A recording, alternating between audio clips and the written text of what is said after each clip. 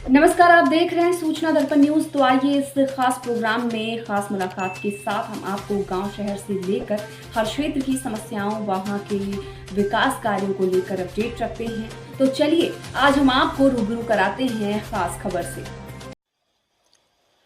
नमस्कार, आप देख रहे हैं सूचना दर्पण न्यूज का खास प्रोग्राम खास मुलाकात।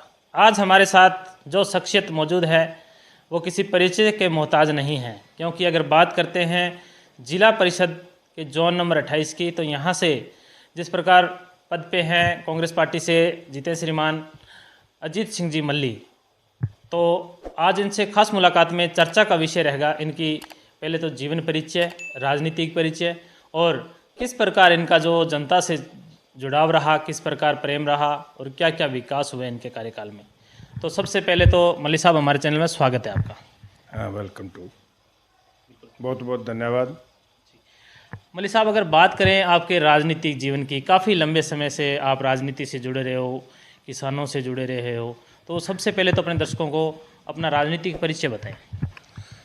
जो राजनीति है वो हमारी जद्दी राजनीति है, ख़ानदानी राजनीति है। हम 1947 से पहले हमारे बुजुर्ग बाप, नाना, दादा ये कांग्रेस पार्टी से जुड़े हुए थे और कांग्रेस के लिए ही काम करते थे। 47 के बाद बंटवारा हो गया। बंटवारा होने के बाद हम हिंदुस्तान में आ गए। हमारी जायदाद जो थी वो पाकिस्तान में रह गई। उसके बाद कुछ टाइम हमें यहाँ बहुत मुश्किलों से जीवन यापन करना पड़ा। उसके बाद हमारे नाना जी थे सरदार शोभा सिंह जी नंबरदार, जो फर्स्ट प्रधानमंत्री पंडित जवाहरलाल नेहरू के साथ उन्होंने वहाँ स्वतंत्रता सेनानी के रूप में काम किया और उनके पास गए और उनसे अपना हक मांगा, अपने यापन के लिए ज़मीन जायदाद मांगी, क्योंकि हमारी ज़मीन जायदाद जो वो पीछे पाकिस्तान में रह गई थी। तो उन्होंने एक विशेष तौर पर ग्राम पंचायत पक्की, चारवी बड़ी चक में उन्होंने लेटर दिया एक वहाँ से, और उसके बाद यहाँ के जिला कलेक्टर को लेटर दिया और उन्होंने कहा आप अपना कोई एरिया देख लो, जहाँ खाली गांव पड़ा है उस गांव में आप बस सकते हो।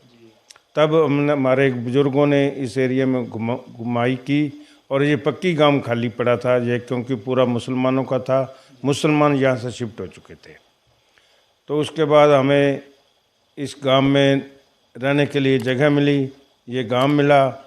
यहाँ ही हमें ज़मीनें अलाटमेंट हुई, जिसमें 3, 4, 5 चक, जो 4 बी, 2 बी, 3 सी बड़ी, 3 भी बड़ी, 2 सी बड़ी, 1 सी बड़ी, 3 सी बड़ी, ये 4-5 चक हमारे को अलाटमेंट हो गए। और हमारी रायसिक कम्युनिटी जितनी भी यहाँ दूर दराज थी सबको इकट्ठा करके यहाँ ज़मीनें अलाट हो गई और हम यहाँ बसने लग गए।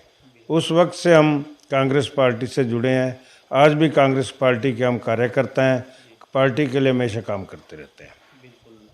अगर बात करते हैं जिस प्रकार आपका जो राजनीतिक कार्यकाल है लंबे समय से रहा है और आपके जिस प्रकार आपने बताया कि यहाँ की जो जनता है तो उनको भी बसाने का काम कहीं ना कहीं आपके परिवार की देन रही है। तो अगर बात करते हैं कि जैसे पुरानी राजनीति और वर्तमान राजनीति कहीं ना कहीं काफ़ी अंतर देखा गया है, आप अभी जिला परिषद के रूप में हैं, सदस्य के रूप में, तो किस प्रकार राजनीति में क्या बदलाव हुआ? राजनीति में मेरी एंट्री जब मैं 8वीं क्लास में पढ़ता था यहाँ गांव में, तो हमारे बुजुर्ग ये सिखाया करते थे भी कांग्रेस के अलावा कोई देश को आगे नहीं ले जा सकता और कांग्रेस के आप हमेशा सिपाही बन के रहना। उनके कहने से 8वीं के बाद मैंने, स्पोर्ट्समैन तो मेरी हॉबी थी, मैं रेसलर था, पहलवान था यहाँ से, और पहलवानी हमारे ख़ानदानी है। हिंदुस्तान के रुस्त में मेहरदिन हुए, वो हमारे परिवार के, हमारे मामा जी के गुरु थे और हमारे मामा जी भी गंगानगर केसरी रह चुके हैं, सरदार जगीर सिंह जी। तो वो जो परंपरा हमारे चलती थी ना खून में, वो हमारे हमेशा चलती रही है। उसके आधार पर मैंने 8वीं के बाद, हमारे गांव में 8वीं तक स्कूल था, तो हम ये दूसरी पार्टी उस टाइम जो दात्री सिट्टा हुआ करती थी, कोई ऐसे पार्टियाँ थी, बीजेपी पार्टी नहीं थी, कोई जनता दल हुआ करता था, तो हम इनके पीछे पड़ जाते थे। जब इनकी कभी जीप गांव में एंट्री होती थी तो हम एंटर नहीं होने देते थे। जहाँ सिर्फ हमारे गांव में कांग्रेस पार्टी थी, उनका ही हमेशा झंडा रहा करता था। दूसरी पार्टी को कभी एंट्री नहीं दिया करते या एंट्री नहीं थी। उसके बाद मैं 10वीं क्लास 9वीं 10वीं धुमलकोट से की, वहाँ से भी मैं रेसलर था। फिर मैं गंगानगर चला गया जी, खालसा स्कूल में, वहाँ रेसलर था। उसके बाद वहाँ से मैं जब इनके साथ श्रीमान हमारे मंत्री साहबान हीरालाल जी इंदौरा जी फर्स्ट बार खड़े थे, तो हमने स्टूडेंट लाइफ में उनके साथ मेरे एरिया में अपनी टीम बना के चलता। जो आज मौजूदा एमपी साहब हैं कुलदीप इंदौरा जी, तो मेरा एरिया दिखाने वाला फर्स्ट आदमी मैं हूँ। इस मेरे बेल्ट में मैंने उसको लेकर आया। ये उस टाइम जयपुर पढ़ता था, स्टूडेंट था, तो इसको मिलाया, लोगों से बातचीत कराई। आज प्रेजेंट एमपी साहब हैं। तो मेरा लंबे टाइम से, लंबे पीरियड से जो राजनीतिक काम है वो चलता रहा। उसके बाद कभी हमें मौका नहीं मिला, क्योंकि किसी पार्टी ने भी हमारी रायसी कम्युनिटी को मौका नहीं दिया कि टिकट दे के किसी पार्टी सिंबल से इलेक्शन लड़ाया जाए। तो तब हमारे बीच में हमारे युवा एमएलए जगदीश चंद्र जहांगीर जी और हमारे मित्र भी थे, तो उनसे हमारी बातचीत हुई। उन्होंने कहा कोई बात नहीं मल्ली साहब, अपने बिल्कुल कोशिश करेंगे।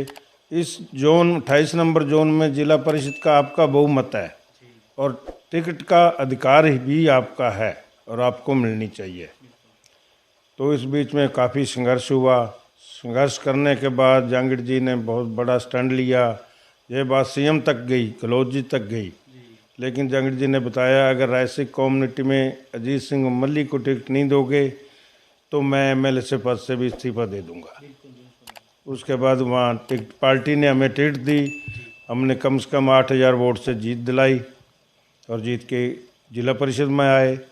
जिला परिषद में आने के बाद कुलदीप जी को प्रमुख बनाया, एमपी बनाया, गांवों के विकास के लिए काम किए। जहांगीर जी को जो भी हम इस क्षेत्र के लिए बोलते थे वो काम हमारा होता रहा। जैसे सड़कों का काम था, वाटर बॉक्स का काम है, पूरे एरिया मेरे जोन में वाटर बॉक्स सब नए बने हैं, बन रहे हैं, अभी चालू हैं। सड़कें सब नहीं बनी हैं। शिक्षा के क्षेत्र में स्कूलों को बढ़ावा दिया, 10वीं वाले को 12वीं किया, 12वीं। और सबसे बड़ा जो इस क्षेत्र को बढ़ावा जहांगीर जी की देन दी है वो हिंदुमल कोट में कॉलेज, डिग्री कॉलेज दिया। आज उस डिग्री कॉलेज में कम से कम 700 बच्चे पढ़ रहे हैं। और ऐसी देन कभी किसी ने ना तो कोई बीजेपी दे पाई है, ना कोई कांग्रेस दे का एमएलए दे पाया है, ना मंत्री दे पाया है। और ये एजुकेशन क्षेत्र में जो देन दी है वो देने वाला एक ही इंसान है, जगदीश चंद्र जहांगीर जी, जिन्होंने सबसे ज़्यादा एजुकेशन को बढ़ावा दिया। हॉस्पिटलों की बात करें तो सीएससी क्या बोलते हैं, उससे जैसे स्कूल बढ़ाए, पीएससी से वो किए, जितने भी हॉस्पिटल हैं उनको बढ़ाया, उनमें स्टाफ मजबूर किया। जो भी काम हैं, जितने भी हैं, कहीं गिनती करवाएं वो कम है। ऐसे कोई काम नहीं बचा जिस क्षेत्र में ये जगदीश चंद्र जी के टाइम में और गहलोत सरकार के टाइम में काम नहीं हुए। सबसे ज़्यादा काम हो गए हैं। धन्यवाद। बिल्कुल। तो जिस प्रकार आपने बताया कि विकास के क्षेत्र में तो अगर बात करें तो आपके कार्यकाल में काफ़ी विकास हुआ है, और जिस प्रकार अगर बात करें राजनीति भी आपकी वो काफ़ी पुराने समय से चली आ रही है, तो अगर बात करें जनता आप पे विश्वास जताती है तो आगे आपके क्या विचार रहेंगे? आगे देखो, हम हमेशा पार्टी के साथ रहे हैं। जैसा ही कोई कांग्रेस पार्टी का हाईकमांड का आदेश आएगा उस हिसाब से हम राजनीति में चलेंगे, राजनीति साथ करते रहेंगे। अगर प्रसिमन होता है इधर कोई गंगानगर में ब्लॉक का, इधर कंस्टिट्यूंसी का मिर्जेवाड़ा क्षेत्र या जो ऐसा कोई बनता है, तो उस क्षेत्र में हमारा बहुमत है रायसी कम्युनिटी का, उसमें हम एमएलए टिकट के लिए अप्लाई कराएंगे, हम अपना कैंडिडेट करेंगे, हाईकमांड के पास जाके अपना प्रस्ताव रखेंगे। यही हमारी सोच है। बिल्कुल। मल्लिक साहब, अगर बात करें, आपने काफ़ी विकास कार्य भी बताएं, लेकिन कहीं ना कहीं जिस प्रकार आगे आपका कार्यकाल पड़ा है तो इसमें राज्य सरकार, केंद्र सरकार की जो जन कल्याणकारी योजनाएं हैं किस प्रकार लोगों तक पहुंचाने का कार्य रहेगा, या यहाँ की क्या आपको ऐसा लग रहा है कि क्या बदलाव होना चाहिए विकास में? देखो जी, जो जिला परिषद से काम है वो सब ठप हो गए।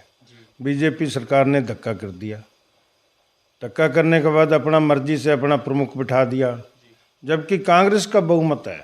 कांग्रेस के 28 डायरेक्टर कांग्रेस के हैं, बीजेपी के 2 हैं, 2 कम्युनिस्ट के हैं। तो बिना उनको इलेक्शन किए नॉमिनेट तो किया है, लेकिन हम चाहते हैं ज़्यादा से जल्दी उसको इलेक्शन कराया जाए और प्रमुख जी नया बनाया जाए। इलेक्शन के जो जीतेगा वो बने, ये हमारी सोच है जी। कोई ऐसे तो धक्का होता रहेगा, धक्के को हम बर्दाश्त नहीं करेंगे। इसके लिए हम जयपुर भी गए हैं, चुनाव जोब से मिल के आए हैं, अब भी कोशिश करेंगे। ये जाके हम मिलेंगे, सरकार से मिलेंगे, सीएम से मिलेंगे भी, ये धक्का मत करो। इलेक्शन का काम है तो इलेक्शन से ही कराओ आप। मल्ली साहब, आप हमेशा जनता से जुड़े रहे हो, जनता ने भी आपका हमेशा सहयोग किया है। तो दीपावली आगे आ रही है, तो क्या लोगों को संदेश क्या देना चाहोगे चैनल के माध्यम से? दिवाली के लिए मैं यही देना चाहता हूँ, बधाई देना चाहता हूँ। सुख शांति और बड़े अच्छे से ढंग से दिवाली मनाई जाए। दशहरा निकल गया है बहुत अच्छे तरीके से और दिवाली भी मिल गए। आने वाले समय के सबको बधाई हो, दिवाली की हो।